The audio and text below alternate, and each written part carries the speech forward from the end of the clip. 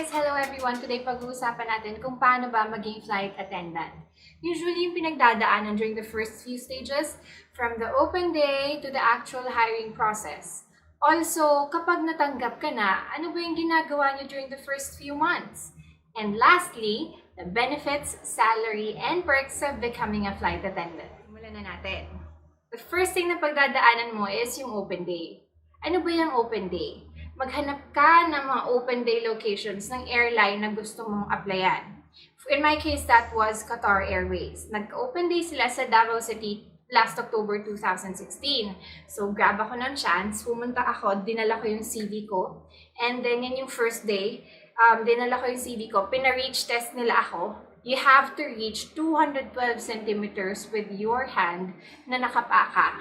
So, wala kang sapatos na suot. And then, pag okay ka sa kanila, bibigyan ka ng slip.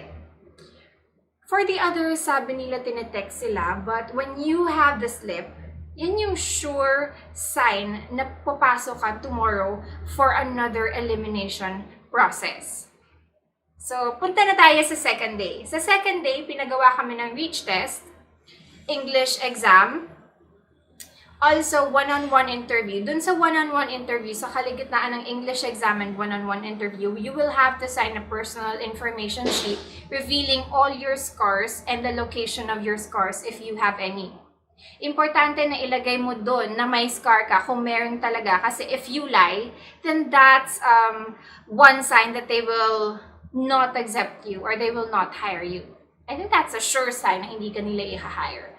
So, after that, kung nakapasa ka na, you will do a group dynamics. For the others, iba-iba eh. Sa amin, in our batch, public speaking yun eh, wherein we have to pick a topic and think about it for a minute and then explain it for 2 to 3 minutes. So, pagkatapos ko na mag-isip ng 1 minute, yung katabi ko, bubunot na naman ng topic niya para while nagsasalita ako, she's thinking. So, ganun yung process nila. Pag nakapasa ka, you're going to the actual hiring process. Una, ipapasubmit ka ng photo with and without makeup.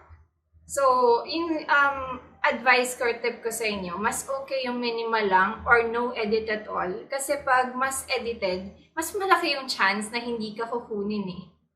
So, after that, papakita ko pala yung email dito sa gilid ha. And then after that, papasubmit ka ng picture ng scar mo na naka-makeup at yung walang makeup. What I mean is that submit mo yung picture ng scar mo as it is, and then submit ka ng picture ng scar mo na tinabunan mo ng foundation or concealer. The more mo natatabunan yung scar mo na walang edit or minimal editing lang, mas malaki yung chance na kukunin ka nila. The third thing naman na papagawin sa amin is the medical examination. Yung pinakamalaking factor whether they're going to hire you or they're going to reject you. So, dapat normal lahat. If you have abnormalities in your lungs or in your body, you have to clear it out first before they hire you. And yung pinakamalaking misconception na sinasabi ng iba is that if you have scoliosis, they won't get you. Or if your scoliosis is more than 12, hindi ka nakukunin. In my case, may scoliosis ako na 15 degrees, but besh, kinuha pa rin ako. So, I think the most is 15 degrees. Kapag 15 degrees below, kukunin ka nila. Yung iba kasi may narinig ako sa Emirates na kinuha even if 20 degree yung scoliosis niya. If you have scoliosis, message tayo, besh. 15 degree, 20 degree yung scoliosis niya, pero kinuha siya. So, depende lang talaga yun sa nag-hire sa'yo. Depende din sa airline. And pag napasa mo na lahat ng pinapagawa nila sa'yo in your medical examinations, then they will give you your travel date, which I will show beside me. Yung travel date ko was June 17, 2017. Dapat May yun, but then may nasubmit ako late requirements. That's why naging June. So, ayan, yung reminders lang is you have to wear business attire when you're going to Doha.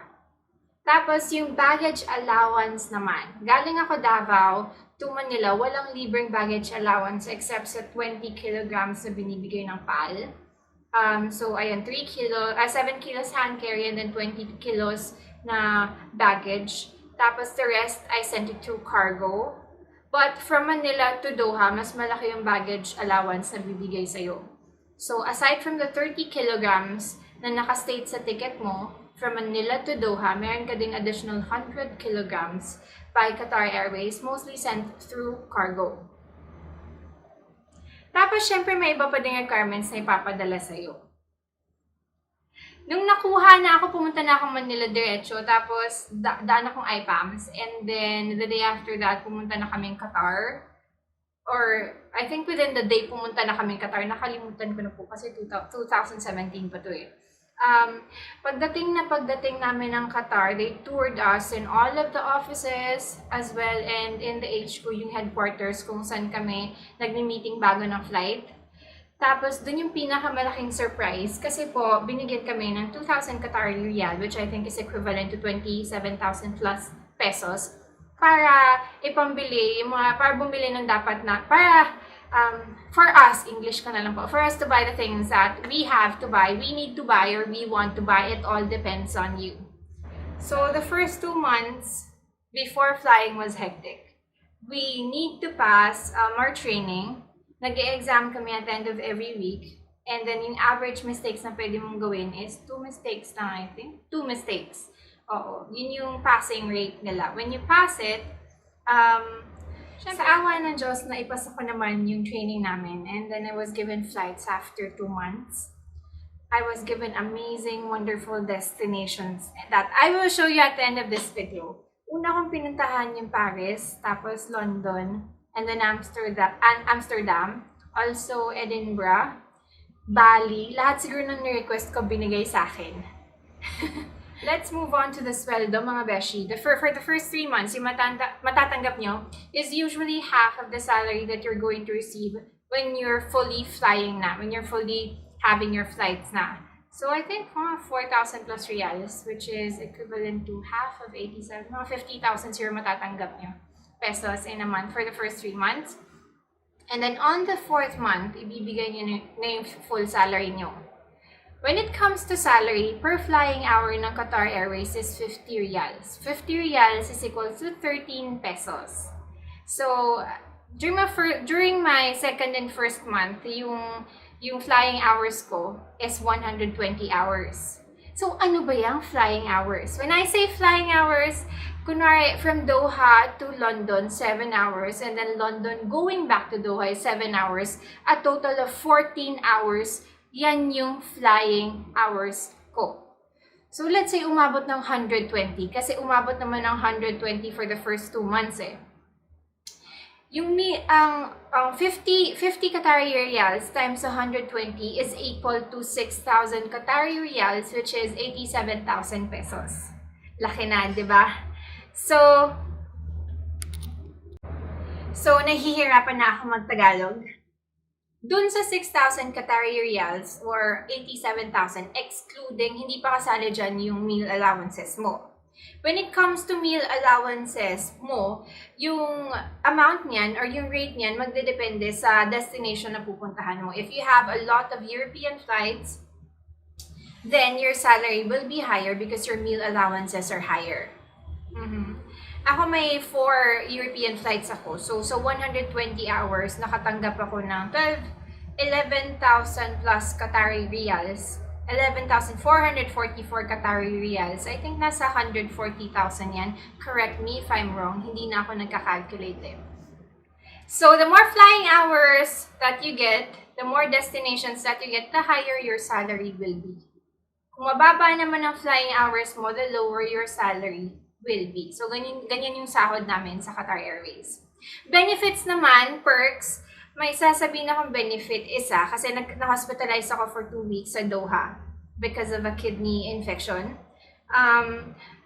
Yung bill ko was 12,220 Qatari Riyals, which is more than 100,000 na. Wala akong binayaran maski piso. So, all of the general checkups that you have are free, libre lahat. Isa pa wala kami binabayarang kuryente, apartment, or pad, tubig, mga ganun. Pagkain lang talaga yung ginagastos namin. Pagkain at saka damit. Kasi syempre may layovers kami. Kailangan namin bumili ng mga damit pang aura. Sa pad naman, walang problema kahit 3 kami kasi malaki naman yung pad. The pad is big enough for 3 of us, so no worries, it's okay. When it comes to other perks and privileges, we have discounts to other restaurants, to salons, and to other brands, to some brands. When it comes to taxes naman, if we want to buy bags outside of Doha, just for example, there is a sale in Paris, we want to buy a bag in Paris, then wala kaming tax-free. Pagdating naman sa body passes, dati medyo madaming binibigay nilang body passes. But ngayon, I think limited to 5 na lang. You can give 5 body passes to your family or friends wherein they can get 90% or 50% discount on all Qatar Airways flights all over the world. Malaking tulong na yun sa mga taong gustong mag-travel. Lastly, yung mga hotels naman namin, most of the time we stay in nice hotels, just like Marriott, Radisson, ano pa ba yung stinahan namin, Shangri-La, yung mga ganyang hotels. Manila Hotel sa Manila, pero I think ngayon, nag-change na sila ng hotel, Sofitel na ata. Correct me if I'm wrong again, pero yun yung last na rinig ko. So ayan guys, parang nasabi ko na lahat, exhausted yung information ko. I hope you found this video informative. In the upcoming videos, mag-share more pa ako na life as a flight attendant. At the end of this video, yun yung pictures ko while on layovers and on duty.